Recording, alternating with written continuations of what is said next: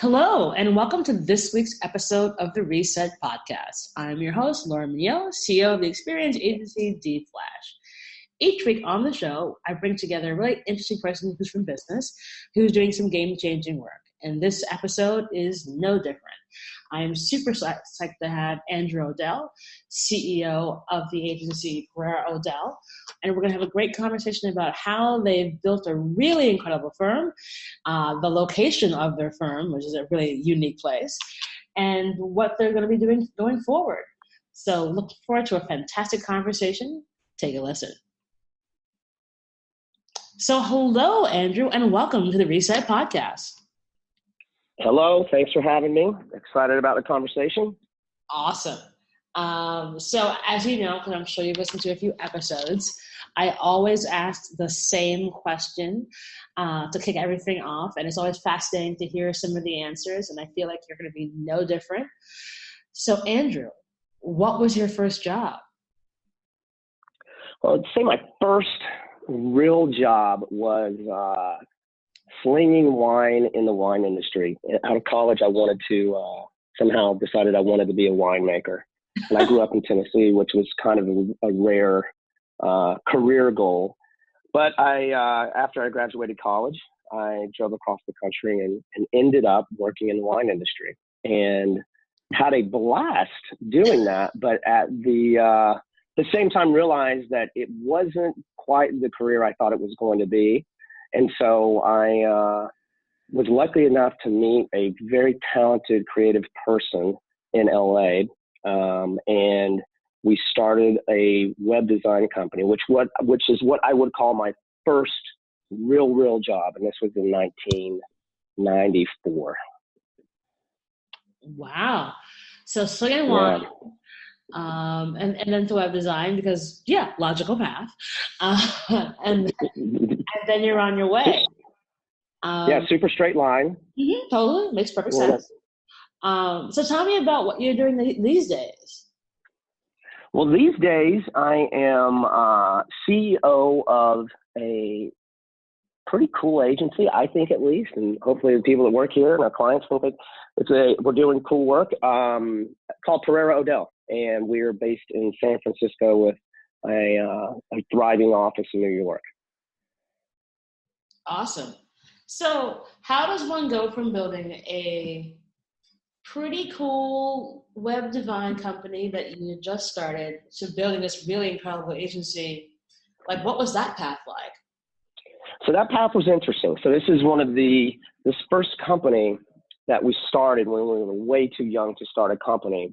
Taught me more about really the ins and outs of entrepreneurship than anything I've done in my current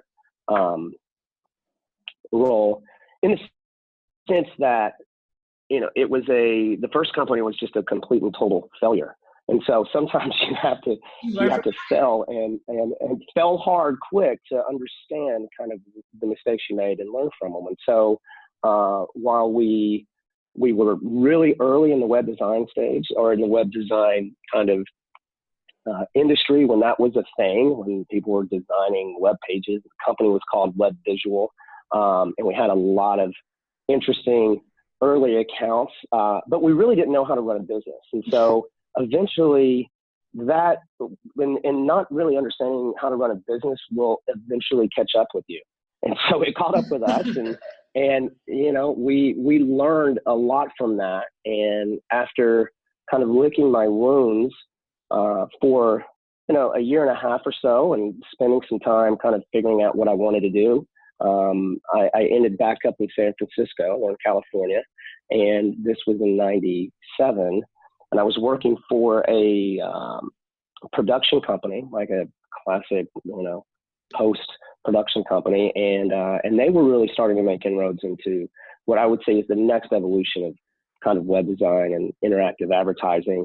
And I worked at this company for a year, and then I decided, all right, I want to do this again. And so I found 4 partners, and we actually created a very cool company called Lot 21 that launched in 1997, and tremendous success right in the whole .com, right in the center of this thing. We actually had clients like pets.com and Webvan and, all all the big names that eventually exploded and, in this whole, crazy theatrical business sense, right?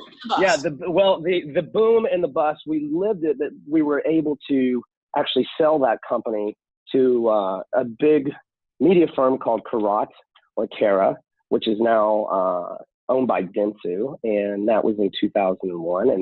And I spent some time at Dentsu or Karat, because they had not acquired it yet. Dentsu hadn't.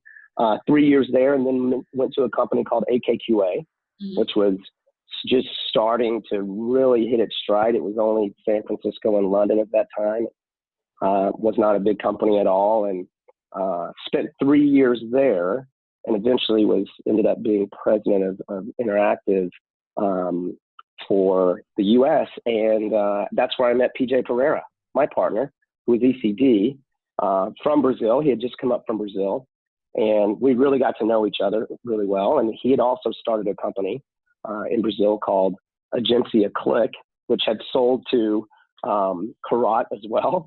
And so we just spent 3 years together, really kind of learning how to work together, talking about what worked in our past companies. Would we ever want to do it again? And we were sitting on a plane coming back from LA, and we both looked at each other and said, dude, let's start a company. Let's do it now before it gets too late. Let's do this again. And we did. It was as simple as that, right? We then sat down, wrote a pretty tight business plan of what we wanted to do. And, about a year later, we told our bosses at AKQA that we're leaving. And that was right at the beginning of 2008.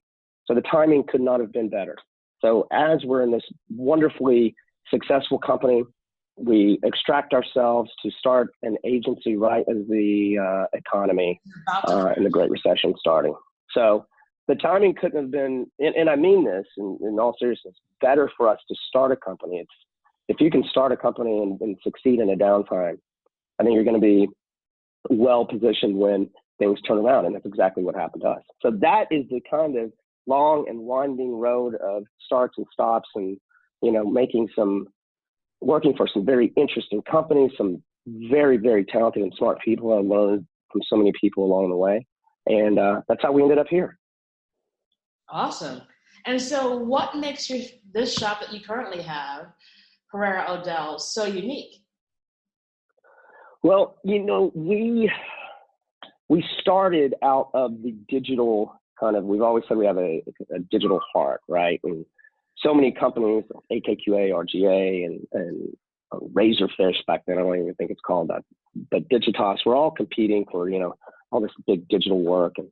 And most of the people inside were actually going, we want to do more. We think we can be more full service. And of course, the traditional guys are trying to do digital, but we had never really seen a company come out of kind of this digital background and lean into more of a full service model. Now it happens quite a bit.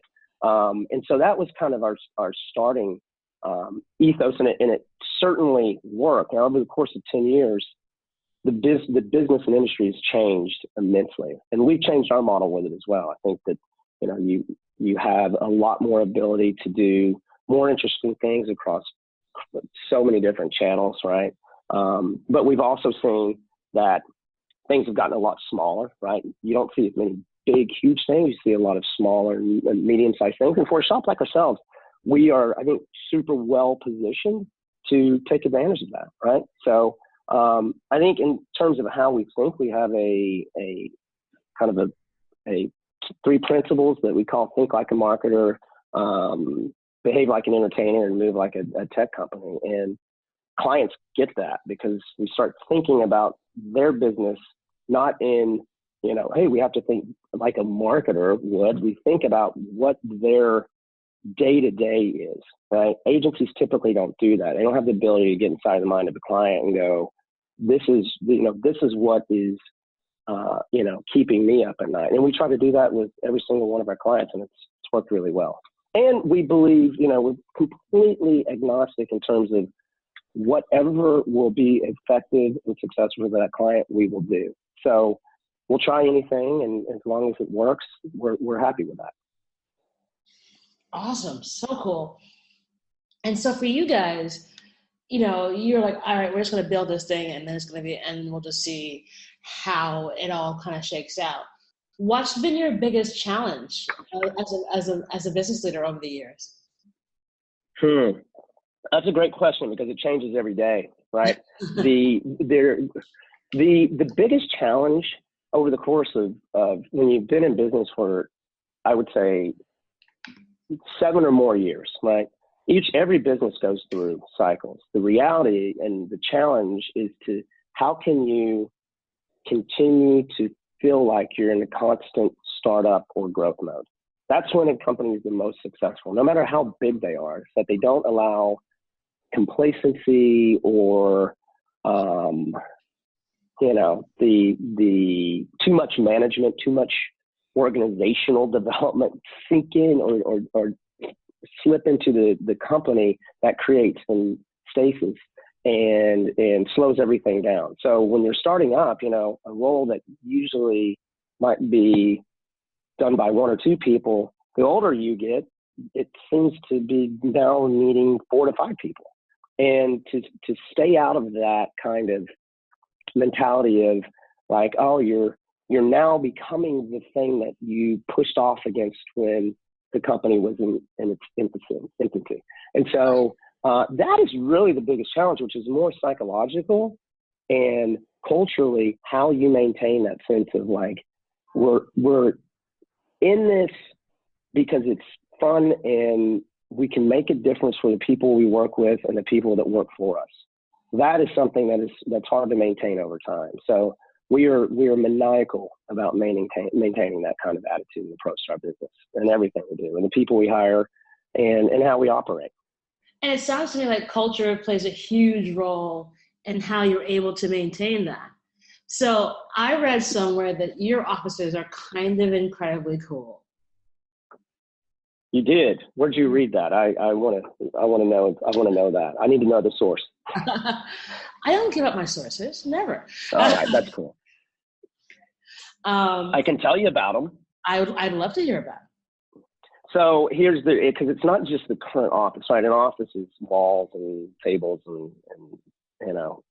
conference rooms and phones, right? When we started the company, because it was only 2 of us and then quickly went to 4 people, we knew that, you have to separate yourself. Advertising and the creative business is such an interesting and sometimes insane approach to business. We have these creatively inspired spaces that are sometimes not practical, but you have to have it because you want your people to feel that. And so when we started the company, we knew we weren't going to be working out of they didn't have WeWork back then, which is strange, but some kind of shared space. We wanted our own space. And so we found this awesome kind of 2-story, actually it's 2.5-story, old kind of bar type of place. It was a photography studio, but it started out as like this place to store wine barrels. And we called it the Barrel House. And this was in 2008. And we worked out of this place for a year, completely impractical, but it was a magical experience because we actually became like a creative centerpiece for at least the ad community in San Francisco. Is it's going through this horrible time. People are getting laid off.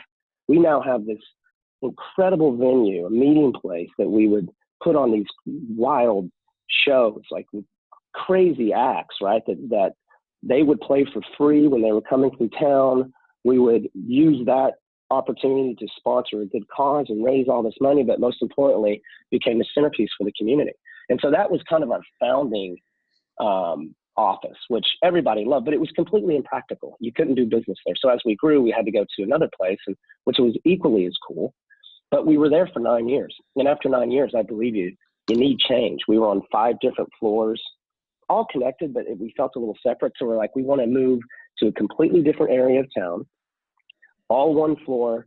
And it took us a while to find the place, but we found the perfect place. But the problem was when our lease expired, that our new place wasn't going to be done.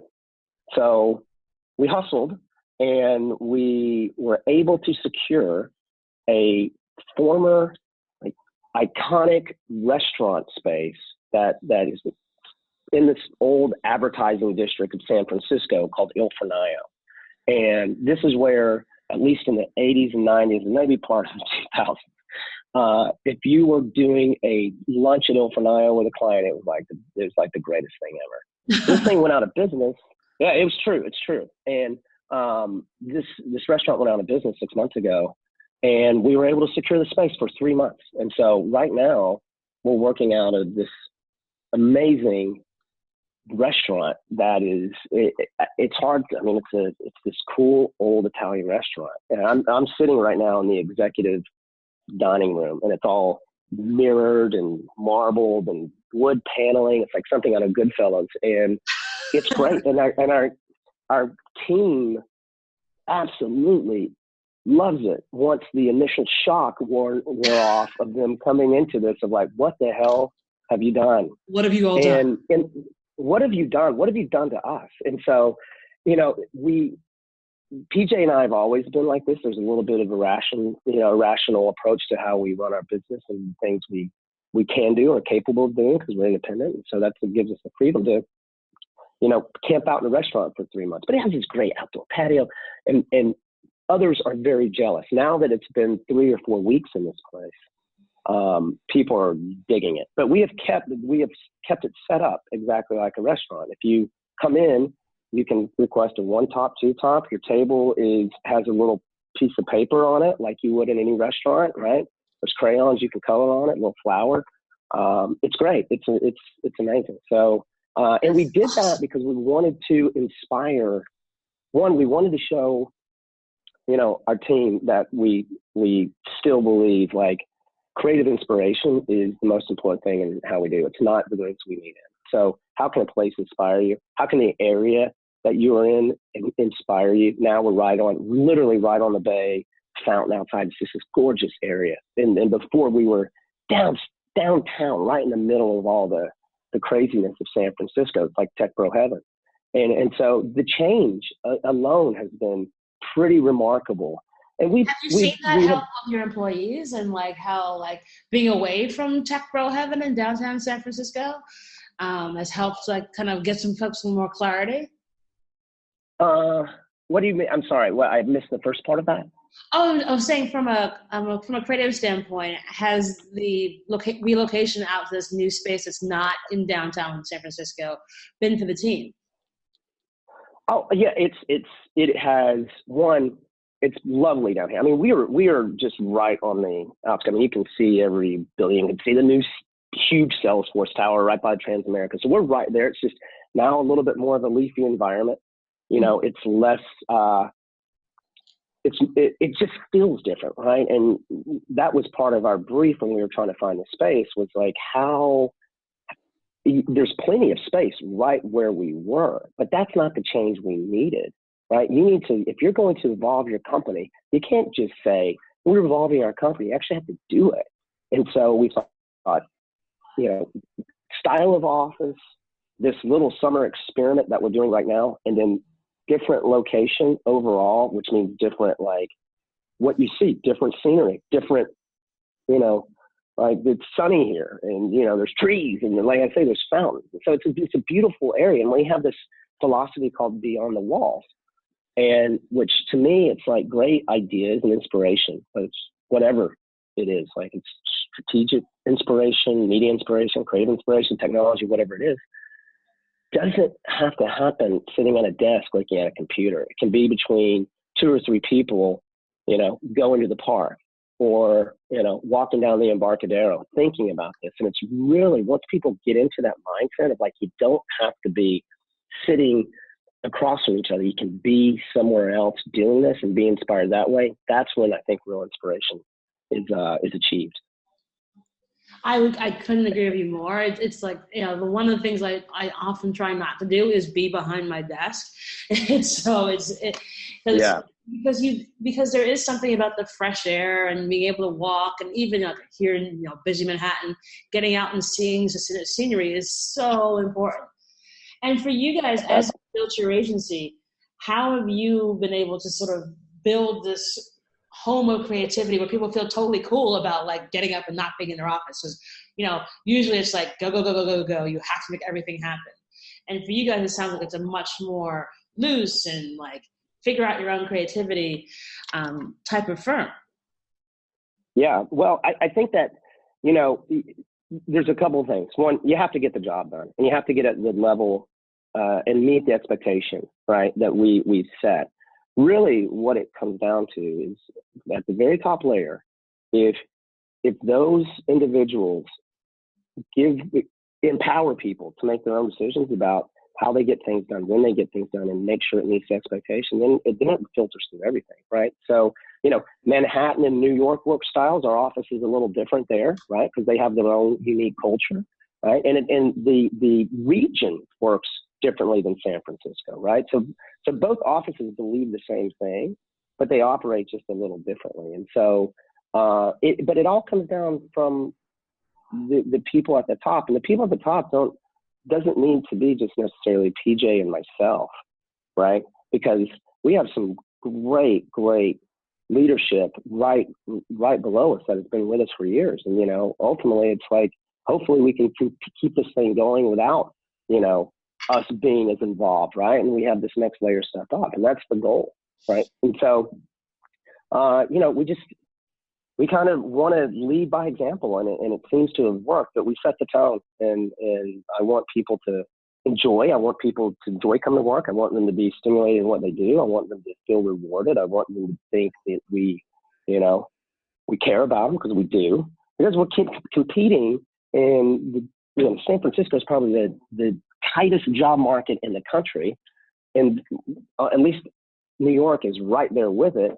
And we're competing with companies that just can offer an employee anything: dry cleaning, haircuts, free, dog walker, Taibo classes, dog walkers, whatever you want, and it's like, hey, we've got really good snacks, but what we're going to do is empower you, to do the things you feel like that you can make an impact at. And that works for our culture. That's fantastic. And for you guys, how does that breed to your clients? Like what's been the thing that you think has enabled you to sort of get really incredible clients to come take this ride with you? Well, it is, we're in a service industry. And I think if a client selects an agency, they're selecting capability. A lot of us have similar capability, right? Similar talents, right? I feel like our creative is second to none. I really do believe that in terms of how we think. I think PJ is, honestly, a brilliant creative mind, and one of the few that has done it consistently in the world over the last 20 years. He's kept at it and has evolved. But ultimately, clients, they hire people, and not every client operates, within the, way we want to operate. But it is, when they see how we perform as a company, the results we get them, they really don't care, as long as, like, again, we have that trust and confidence, and that just takes time. That's the first meeting, the second meeting, the third meeting. And again, sometimes there could be better chemistry with another agency or another group of people, and that's fine. But our clients it is a great group, and we have, from technology to finance to automotive to CPG to everything in between. Once they kind of get a feel of the agency, I think they really dig it. But at the end of the day, it's what are we doing for them that helps move their business forward.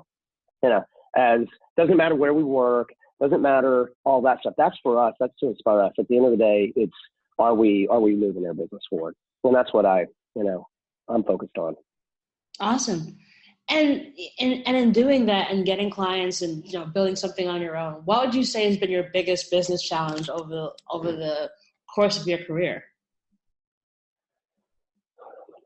One is staying current with the ever-changing kind of marketing world we're in, right? It's the new things are always the new things, and we've been the new thing, right? So how do you maintain relevance? How do you make sure that if we were starting this company today, would it look the same? Would we be doing the same thing, right? You have to ask yourself as a business person, like if I was going to start a company like ours today, would we have the same capability? Would we have the same structure? Would we have the same model, right? And I can honestly say right now, I think there's things that we can do a little better, but that's something I'm really proud of, which is we're constantly trying to evolve and kind of revolve this cycle of like making sure we're going forward. So that's a real challenge. The talent challenge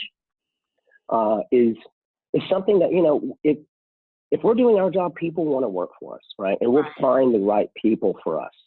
That's something that takes care of itself. So, but there, you know, it is tight, and you know, I want to make sure that we're finding the right people. So that's, you know, getting the right people in the right jobs is a real, you know, task. But we're doing it. You know, I have a great group of people that really like working here, and that gives me some pride. Awesome. And, you know, you're talking about like you guys having your headquarters out in San Francisco, and, you know, having that sort of talent grab that's, you know, you can choose to go, you know, have every snack under creation or come work for an agency like you guys. And it sounds to me like what you guys are offering is, you know, a really incredible opportunity to sort of really be yourself and do some incredible creative work. Yes. Was that, I missed the question on that. I'm sorry. Oh, no worries. What I was saying is that like you guys are actually changing the game by also giving people an opportunity to really be themselves and be fully creative in a way that if you want to work for a big tech company, that's not going to be the move. Well, then I will say it again. Yes. So we do that, right? Again, there's some great companies around here that now they're all going public, right? And so we've worked with those companies, and sometimes like, oh man, we worked with Airbnb way back in the day, and I'm like, God, we should have some stock. Isn't that what it, but options? You know, but the people, it's the right place for the right person. I can't tell you how many times we've been poached by a Facebook or Twitter or, you know, and name any of the companies. And so that happens. And most of the time we're able to retain them, right? Because they go from what our environment is to then the Facebook campus. And, you know, there's no comparison between Pereira O'Dell and Facebook, right? Right. But for some people, there's all right, I can do this here versus like be a part of this global thing, right? And probably not make it won't matter at all, right? But it's a hell of a job, and it looks great on the resume. So it's just an interesting personal decision that people make. Fantastic. But I'm fighting these guys all the time, and so one of the points of clarification I would love to make is, you know, when we say headquartered, actually, the agency was founded in San Francisco, but now over the course of specifically the last probably 5 years, we've morphed into this. It's not so much there's a San Francisco office and New York office. We cross-pollinate and have cross-functional people back and forth, lots of shared client work. So there's really kind of like one agency, two doors type of model. So not like a headquarter and then there's this office. I really have focused in working with the leadership in New York and San Francisco to make sure that it's one cohesive group, right? Might be two different kind of cultures and two different coasts, but we have so many like shared opportunities and team resources. It's pretty impressive. We have people coming back, you know, running accounts out of New York that are in San Francisco. It's very, very cool. Very cool. So it's like you guys are just it's one family, just, you know, two different houses. Yeah, exactly. We try not to, you know, we don't use the headquarters thing anymore. It's like we're not headquartered anywhere. We just have one agency that, you know, works in both of these areas. And so there is no center, right? There's no like mothership. It's like this company is holistically, you know, the entity. which is, refreshing to hear. Yeah. All these different satellites and conflict shops and all the different things. And it sounds really incredible that you guys have been able to build a culture that feels that fluid and as one big family. So, fun question for you. What would you tell 25-year-old Andrew? 25-year-old Andrew. I would, I'd tell him because that was right when I was probably coming out of that disaster. I would say ask more questions. Don't be ask more questions of people that you think know the answer, and they might not know the answer, but raising your hand and trying to get advice or information is the thing that is the separation between a lot of success and failure.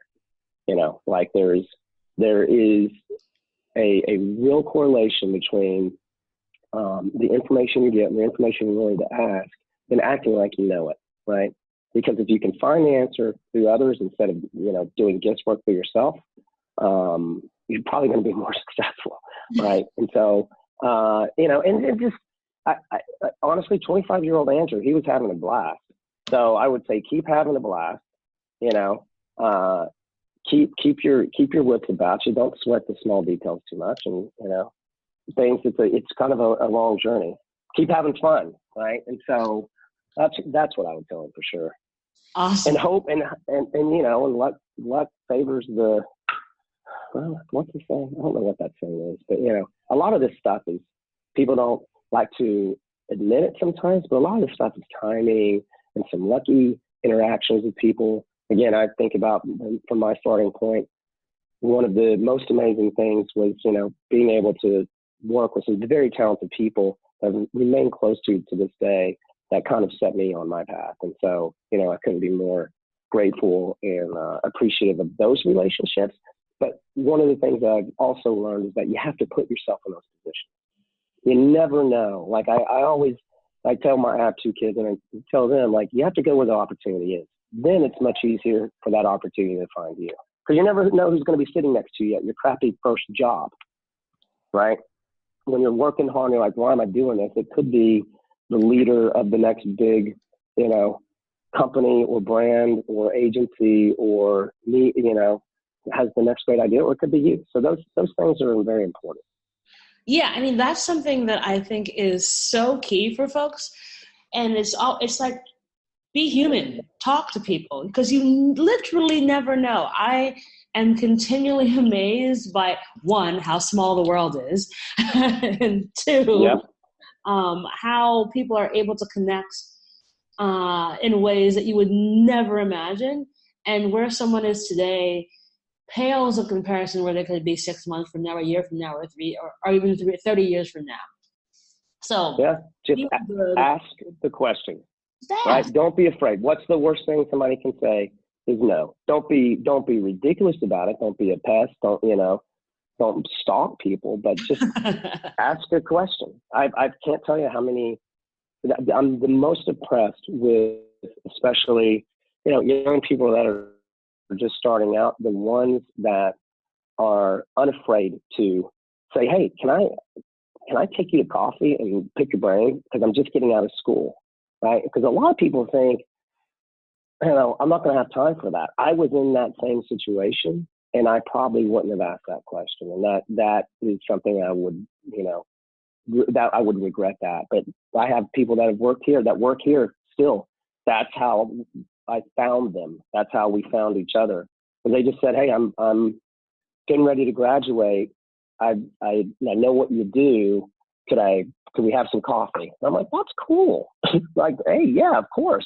One thing leads to another. They do an internship, and now they have full-time employment. And it's hard to get jobs in this business. And so it's not an easy path. Oh, you speak my language. It's so refreshing to hear, because it's like, I think oftentimes, I'll see friends posting about, if you want to pick my brain, you can't pick it for free. And I do the opposite. I am like, okay, sure. Look, I can just figure out a schedule and be like, Fridays, in the afternoons are usually pretty quiet. So those days I can have some coffees with some folks and just learn, because you also never know who somebody else knows. Where it's like you're talking to someone about one thing, and they start chatting like, "Oh, by the way, like my uncle works for the head of HBO," and you're like, "What?" Yeah, I mean that's cool. That's how it is. It's still contacts, right? Still connections, and still people talking to other people about what works, what doesn't, and so you just never know. And keeping those lines of communications over and open, and checking in, and because we're built on a network of people. And especially when we're in the service industry, like, we're in the people business. So, being good to people is of paramount importance. So where you guys are now, so you're in this really awesome temporary office. Next 18 to 24 months, where do you guys see the agency going? Well, we're physically we're going 4 stories upstairs to this awesome place we're building out, which, by the time we're done with this experiment in the restaurant, our staff is really going to be ready for that. So we're really excited about that. That's the physical move. We're continuing to, we'll service our clients deeply. We'll always be looking at our capabilities and what we need to discard and what we need to add. The types of work we're doing, we lean heavily into entertainment. We also have this new connections platform called Briefly that is putting big brands at a content creation level in touch with a creators network that we've vetted. So it's not like 3,000 creators out there. It's about roughly 75 to 100 of people that we have gone through and said this is right for the types of businesses that we want to pursue and our clients, and it allows us to create kind of like disposable, snackable social content much more cost efficiently, but at a better quality than I think anything out there. And so we're really going to be focused on that as well. So we like to experiment a lot, and we like to push the creative boundaries, and so that's where I see ourselves in 18, 24 months. I wish I had a crystal ball. It used to be much easier to say, this is what we think we're going to be doing. But now I'm like, I have like 24 months from now. Oh my God, who knows? And that's exciting. And, it's really exciting because, client relationships are constantly adjusting, and, how you engage your clients. We now have this production capability that I think is a world-class studio we're building out right now that's going to allow us to do just so much for, our clients that we have now, future clients. So really, really, really excited about kind of the path ahead. Sounds incredible. Andrew, it's been such a delight hearing about what you guys have been building, and the story behind it is so fascinating. Thank you so much for joining us. Thank you for having me. I'm a talker and will pontificate about anything forever. So thanks for bending your ear and allowing me to have this conversation with you. I really appreciate it. Awesome. Thanks so much. And alrighty. That's our show. All right.